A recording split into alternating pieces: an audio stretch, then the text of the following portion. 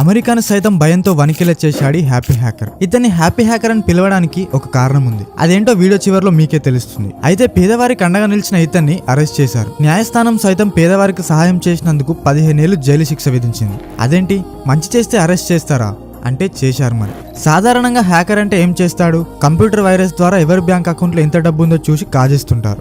కాజేసిన సొమ్ముతో ఎంజాయ్ చేస్తుంటారు. కానీ ఈ హంజా బెండర్లాజ్ అలా కాదు. ఉన్నోళ్ళ దగ్గర కాజేసి లేనోడికి పెట్టడమే పనిగా పెట్టుకున్నాడు.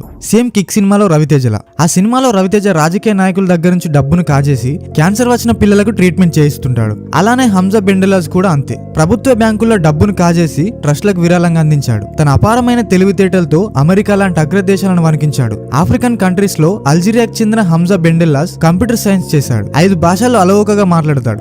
ఆ టాలెంట్ తోనే ప్రపంచంలోని అన్ని దేశాల్లో తన హ్యాకింగ్ ద్వారా $6 బిలియన్ అంటే 4,800 కోట్ల రూపాయలు వివిధ ఖాతాల నుండి తస్కరించాడు. 2009 నుండి 2011 మధ్యలో 140,000 కంప్యూటర్లలో స్పై అనే వైరస్ తో BX1 డేనియల్ HB అనే మారు పేర్లతో దాదాపు 217 బ్యాంకులు, ఆర్థిక సంస్థలకు చెందిన బ్యాంక్ అకౌంట్ లో ఉన్న డబ్బుల్ని దొంగిలించాడు. దానంగా పేద ప్రజలకు పనిచేశాడు. ఎక్కువ డబ్బును పాలస్తీనాకు చెందిన పలు చారిటబుల్ ట్రస్ట్లకు విరాళంగా ఇచ్చేశాడు. చివరికి జనవరి 8, 2013న థాయ్ పోలీసులు అరెస్ట్ చేశారు. అరెస్ట్ చేసిన థాయ్ పోలీసులు అమెరికాకు అప్పగించారు. విచారణ చేపట్టిన అమెరికా 2015లో అతడికి 15 ఏళ్ల జైలు శిక్ష విధిస్తూ తీర్పిచ్చింది. తీర్పు అనంతరం బయటకు వస్తున్నప్పుడు హంజా బెండెల్లాజ్ నవ్వుతూ బయటకు రావటం చూసి అంతా ఆశ్చర్యపోయారు. పేదల కోసం నా వంతు సాయం చేశానన్న హ్యాపీనెస్ అతని కళ్ళలో కనిపిస్తుంది కదా. మరి రియల్ లైఫ్ హీరో గురించి మీరేమనుకుంటున్నారో ఖచ్చితంగా కామెంట్ చేయండి. ఇలాంటి ఇన్ఫర్మేటివ్ కంటెంట్ కోసం మన ఛానల్ ని సబ్స్క్రైబ్ చేసుకోండి.